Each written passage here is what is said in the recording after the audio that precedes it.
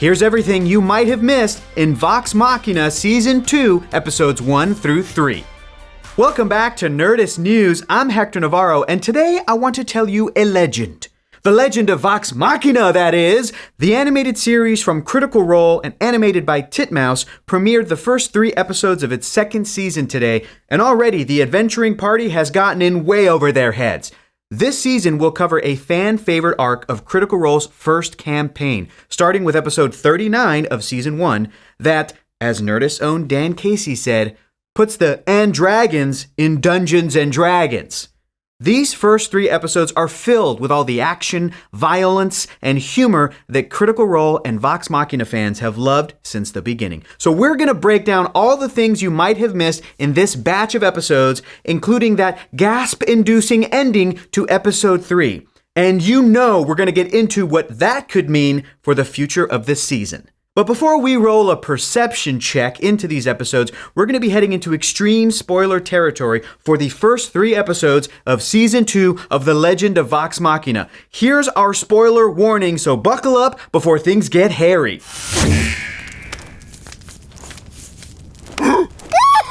Let's start with the first episode, Rise of the Chroma Conclave. And boy, oh boy, do they rise. Season 2 picks up pretty much right at the end of Season 1 because Sovereign Uriel Taldori barely got to finish his abdication speech before, silhouetted by the sun, 4 dragons fly in and begin laying waste to Iman. This is the Chroma Conclave, and they're going to be the big bads of this season. But what is so dangerous about these dragons? Besides them aciding, icing, poisoning, and burning Iman to cinders, including, we're pretty sure, our first Matt Mercer cameo of the season? Well, let's take a moment, shall we? We're going to break it down for you, okay? First and foremost, they're f***ing dragons. They're obviously very dangerous creatures, but they're normally solitary and untrusting of other dragons. So 4 dragons working together is a huge deal. Who exactly is in the Chroma Conclave's roster? They're led by Thordak, an ancient red dragon voiced by Lance Reddick, who calls himself the Cinder King. We've also got Umbrasyl, the Hope Devourer, a black dragon whose acid melts many townspeople in Iman, even tagging Percy with some acid in the first episode. Umbrasyl is also voiced by Matt Mercer. Voragul, the Frigid Doom, is next. This white dragon's ice not only freezes victims, but explodes them inside the ice. And finally, Raishan, the Deceased Deceiver, the green dragon, managed to kill Sovereign Uriel right off the bat with her poison. And while this season's story might stray from the campaign it's based on, we can expect her to play a very interesting role later on. One might say that it will be a critical role. Is that your best?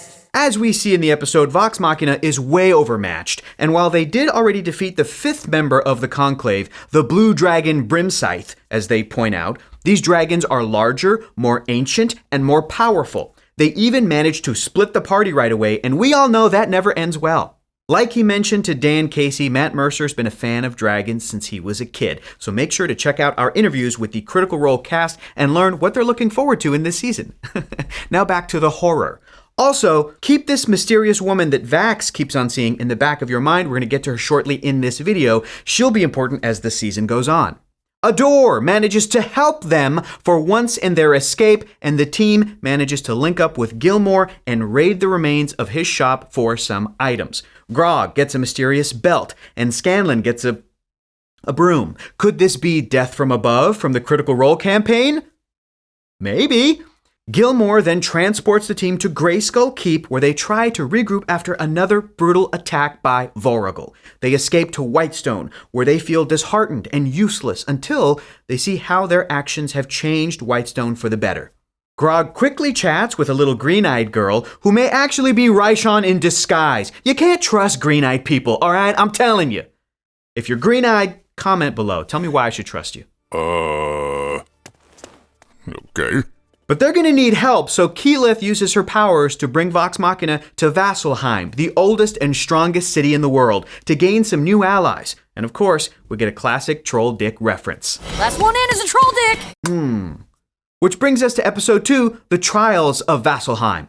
Portal traveling isn't an exact science, as Vox Machina learns. Luckily, Scanlan's butt stuff saves them. By the way, we have to point out that series composer Neil Acree posted the sheet music for this iconic moment, and yes, they sent butt stuff to a real orchestra. Well done, Neil. After Matt Mercer lets them into the city, we're introduced to a classic Critter greeting. Now goodbye. Did he say bidet? But allies are not forthcoming. Vasselheim is run by a council of the Dawn Marshals of all the major religious orders, including the Stormlord, the Wild Mother, and the Lawbearer. It's stuffy, apparently. We also see what appears to be a cameo of a beloved character from Critical Role's second campaign, worshipping the Wild Mother, Caduceus Clay, played by Taliesin Jaffe. VM is then told, that's Vox Machina, is then told that Vasselheim's strength is in its isolation, so they're SOL on the help part. Here the party splits again, with the majority going to the Slayer's Take to gain some dragon-slaying help from the monster hunters and their mysterious patron. Check out their sick monster hunting trophies on the wall. We think we see a werewolf, a cyclops, and possibly a griffin, but let us know in the comments what you spotted.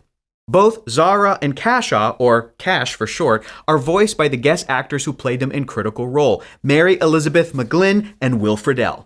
Vex tries to smooth things over with her old friend Zara, but she's not having it, and a fight almost breaks out.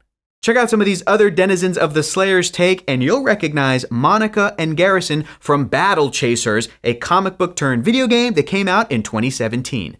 One more tumble and a cameo of Vax's flame-tongue blade, then they come face-to-face with the patron of the Slayer's Take, the Sphinx Osissa. Osissa forces them to come to terms with hard truths about themselves before pointing them in the right direction to begin their dragon hunting. I know I can be kind of annoying. No one cares about you. Ooh, I love that line. Ooh, that was a good line. They need to find the vestiges of divergence, powerful artifacts tied to the gods themselves. And the first one isn't too far away. The Deathwalker's ward, the armor formerly worn by Pervin Sol, the matron of Raven's champion. Pervon? Last name Pedo Bear, maybe? Remember when we said the person Vax has been seeing would be important later? This has got to be the matron of ravens, the goddess of death herself. Meanwhile, Grog has his own "is this a butterfly" moment before he learns some important lessons in where his strength comes from and how to be a warrior from Earthbreaker Grun. Grun is a monk who is the leader of the Temple of the Stormlord in Vasselheim. And he's a badass. Grog's favorite axe was destroyed, so he's now using Craven Edge, the sword he took off of Silas Briarwood. Finders keepers. But Grun doesn't like the look or sound of this definitely bad news sword, which just so happens to be voiced by Matt Mercer. The party reunites with a plan to get a drink. Percy goes to replenish his black powder from another Matt Mercer cameo, Victor. Matt even cosplayed as Victor in episode 79 of Campaign 1 in a pre-Halloween episode. What is pre-Halloween? Isn't that just every month before? Okay, whatever. But Percy is the second person that has recently purchased black powder from Victor, the first being Ripley. That's right, the former Briarwood ally is back, and we're wondering what she has planned for Percy. Theirs is a complicated relationship, what with her torturing Percy and all. Which brings us to episode 3, the Sunken Tomb. Pike has a vision from the Everlight that shows that the Chroma Conclave is preparing to spread its control across Tal'Dorei. Vax has found Marrowglade Lock, but no trace of the tomb they're looking for. After Scanlan has a skating mishap, just once again reminding us about his foot fetish, Vox Machina realizes they have been followed by Zara and Cash from the Slayer's Take. And if it seems a little too convenient that they're being so helpful, you'd be right. We finally learned what the cool belt that Grog got off of Gilmore in the first episode does. It's the Belt of Dwarven Kind, and it does this. This is actually noteworthy because normally Goliaths can't grow facial hair, hence why Grog is so stoked. I got a beard! But it is a pretty glorious beard, we have to admit. Pretty good, I'm jealous. Through this episode, we get more backstory to the bond between Vex'ahlia and Vax'ildan as they fled from their father Sildor, played by Troy Baker, and learned to take care of each other. This will definitely come into play later, along with the line, "Do not go far from me." But keep it together, folks, don't cry yet. Back to the main plot. Turns out the tomb is beneath the lake, and so Keyleth makes them a path with the help of Zara. Grog is only stumped by the door for a short moment before they're in the tomb. Beardy, this one's a pull. Nice one, Grog. The tomb is definitely creepy as befits the goddess of death, and of course is full of traps. Grog only sets off a few, but of course the party manages to get separated. It's like that's their second job. They fight some fish people and a fish person mage, and Pike notices just how much Craven Edge has been affecting Grog's demeanor when he's filleting said fish people. Zara and Cash have ditched the group using a spell to find Pervin's tomb for themselves, those sexy double-crossers. But they're on the wrong path, because as we'll soon find, Vox Machina finds the correct sarcophagus. Vax descends a pit, where he discovers a painting of a second Sphinx. But hold that thought, because Percy and Vex find Pervin's actual sarcophagus, and they open it without a problem. And they get the Deathwalker's ward, and everyone is happy, and they're off to find the next vestige. Wrong, because this episode ends with one of the most shocking moments from Critical Role's first campaign. In episode 44, when confronted with this same trap, Laura Bailey, who plays Vexalia, rolled a crit fail on her save. Basically, the worst thing that could happen. She received 56 points of necrotic damage, which insta-killed Vex. And the show follows suit with this moment, with the bolt of energy killing Vex and leaving us with the image of her brother Vax holding her body. That's right, she's dead for real.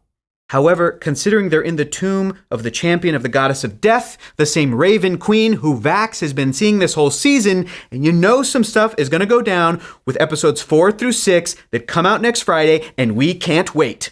But in the meantime, what did you folks think? Were you shocked by Vex's death? Did we miss any big Easter eggs? Let us know in the comments below, and we hope you have a good day. I think you mean bidet. Yeah, what he said. Thanks for watching, and for the latest and greatest in the world of pop culture, stay tuned to Nerdist.com.